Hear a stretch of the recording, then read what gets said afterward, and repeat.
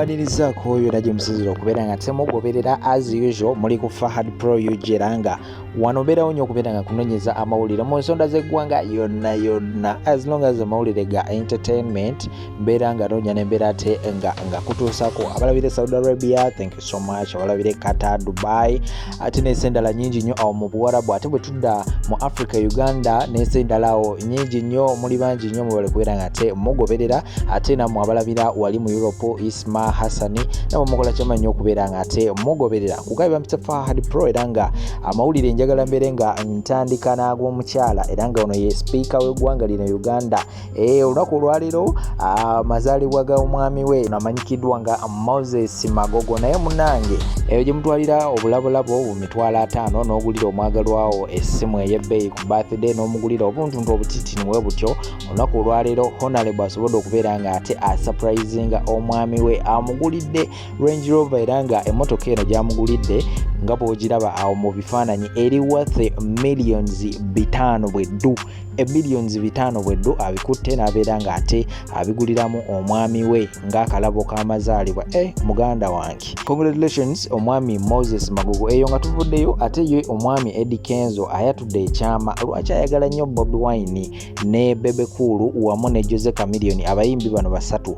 Abadde ku press conference wali era nga abadde abuuzibwa ebibuuzo ebyenjawulo, wabula bw'abuuziddwa ku nsonga ze wamu ne Bobi Wine era bw'ati bw'asobodde okubeera nga ayogera nga bw'ogenda okubeera nga ate obiraba mu katambi awo. Ate akatambi akalala kengenda okubeera nga nkulekerako mu maaso awo, waliwo omwami yali awo ku TikTok era nga yeeyita muganda wa Sb4, ono nno ayogedde ebyama, yasizza ebyama ki byayasizza byonna bino ogenda kubeera nga ate obiraba mu katambi awo, naye nga nkujjukiza tonaba okubeera mu subscribe ate ka notification bell kali awo ebbali.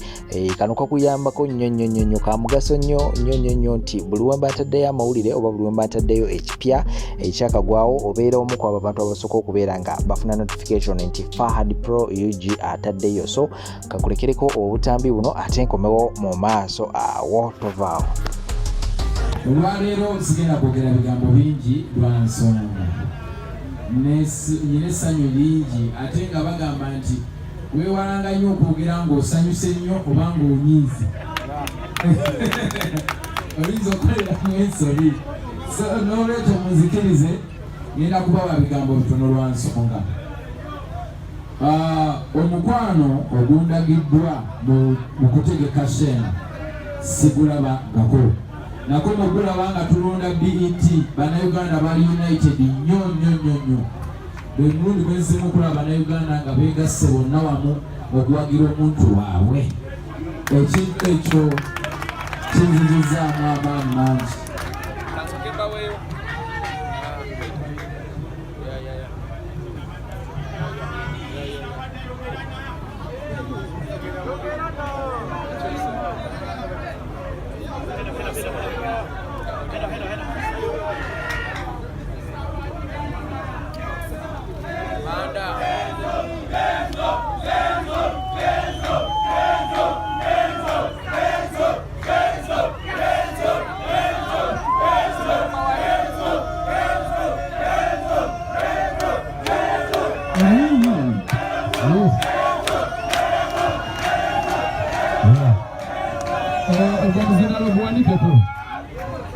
Soko bwaniko kwa buzina lwawulire ngana guli bakutereza kirambo kyakutereza kirambo kyakatereza.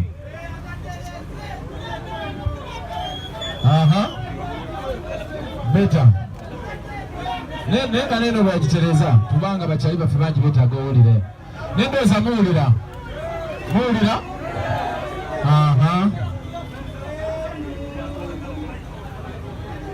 soko waweleza microphone yo kakati kansoke mbawulire ka story kamu. Bwe twali tutudde nga ndi mu kuleeta idea eya Eddy Kenzo Festival, bwe nali ntudde nabo mu meeting baalaba nga tekisoboka ne bangamba ekyo ekintu kinene tetujja kisobola kubanga tosobola kubeera na ssente zikola kintu ekyo.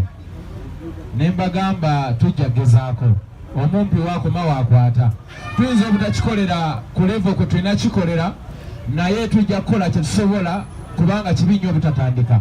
so nze nensalawo tutandike era netusaba essaala awo netukkiriza tutandike lwansonga nenze kye nali neebuuza mu kutandika nga ŋŋamba nti abantu banakitegeera kye tuli mu kukola kubanga it's not about kufunamu ssente oba ki but kintu kinene kyaffena nakola ekintu kino nga njagala giving back to my people abo abagenda okukola emirimu egy'enjawulo abagenda okutunda ebyokulya ebyokunywa ab'ebyuma aba sawundi aba boda aba taxi nga ntunuulidde ekifaananyi kinene nnyo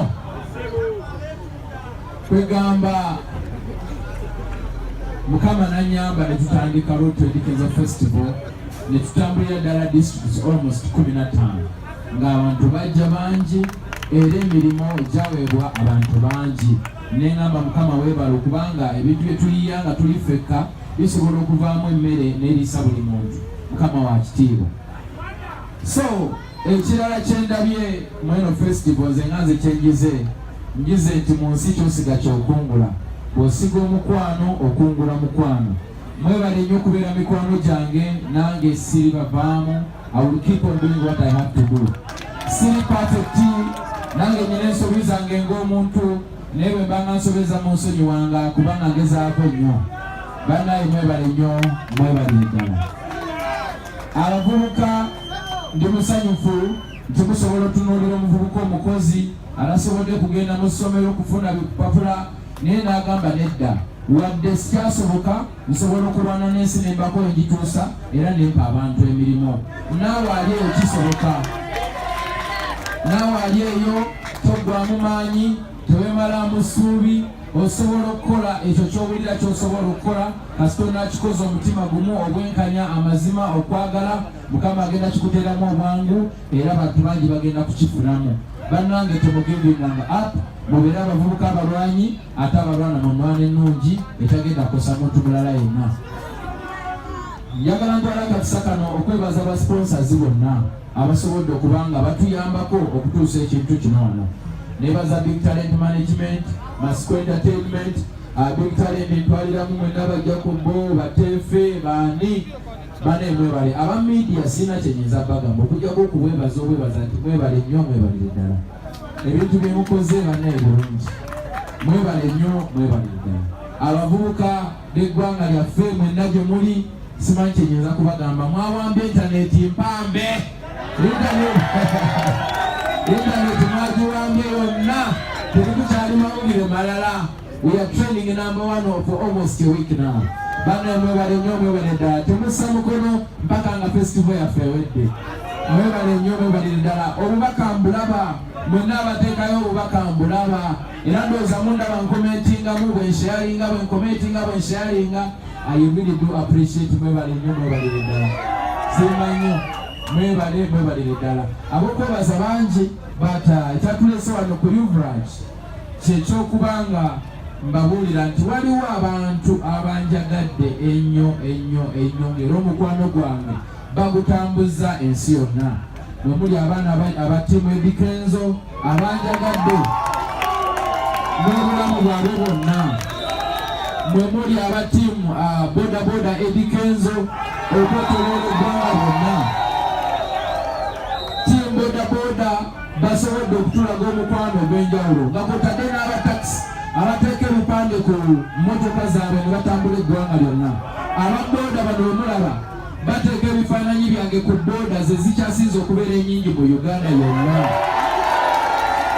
So ekindeese wano nti abasajja bano bampadde booda 2 nambirira era ng'olunaku lw'olwomukaaga nyina surprise eri abantu bange bengenda okuwa booda ezo ku olwo ku stage. Njagala mbawo piki zino mugende kensigadde nja byogera osangala kusumulula surprise kubanga ekirabo tebakyogerera bingi naye ngenda tebirimu bya buyaayi kuba mpulira mbu abantu batera ogowa ebirabo ne bakuba ekkoona ne bagera bati ne bagera bati. Nze ngenda kuzigaba ate mbabulire lwaki nzigabye naawe ojja kusiima lwaki nzigabye ensonga z'enjokkuwa. So bannange mukubule nnyo Uvrage mu ngalo ez'amaanyi. Lwaki mu ngalo ez'amaanyi kubanga bodaboda egyolaba mulimo omuntu bw'akuwa bodaboda n'ogituulako n'okola ne mukuŋŋaanya muyingiza mpaka lweriggwawo ekintu ekijja okutwala ebbanga eddene mubongere ku ngalo.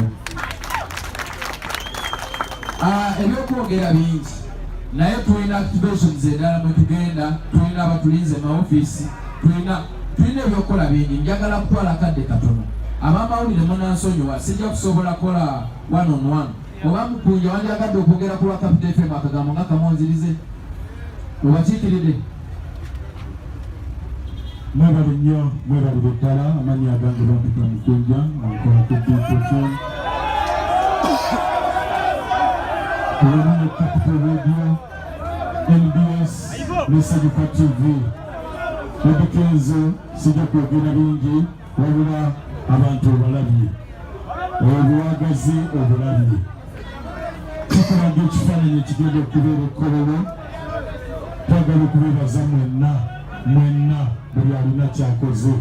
Mwebale nnyo, mwebalire ddala. Amiina nnyo. Abantu bangi nnyo ab'okubanga twebaza oba abagenda okwogera naye engeri tutalina budde. Tulina abasponsazi baffe ab'enjawulo n'abalwekyahandi bangambye basimise nga representative wano, naye olw'obudde tugenda kusobola kuba buli muntu kazindaalo. Njagala mpunzike tuve wano, wabula nzagala ntwale akakisa kano bano bensembezaayo basembezaayo lwa nsonga. Kino sikirabangako. Ladies and gentlemen, mukubire engalo ez'amaanyi abayimbi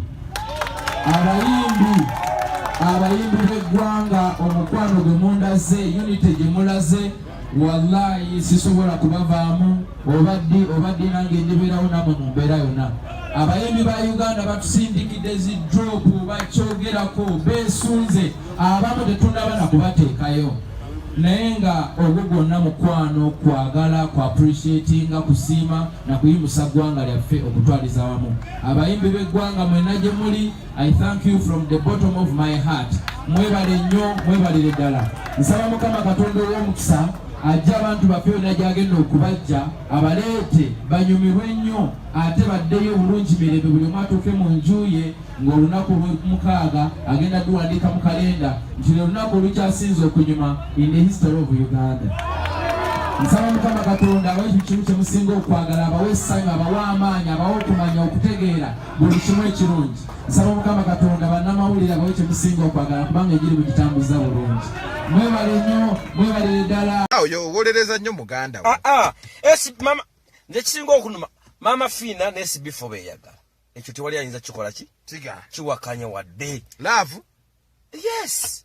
Ate wali okweyagala okwefitina.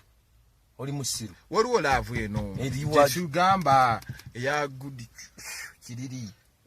Kine okubega? Obegako. Okubega kwa wezo bwoti. Sb4 tabega Mama Fina. Omubegula, ata mubegula. Tamuyinula. Ate oyinza okusanga nze nina amawulire amekusifu. Kyoba otuwa. Mama Fina yakupangira Sb4 muwala we. Fina? Ate akuze. Amujje ku lujja. Anteera kimulekawa. Nalabye Anteera yekubisiza ebifaananyi kawundo. Naye abantu bamuvumye.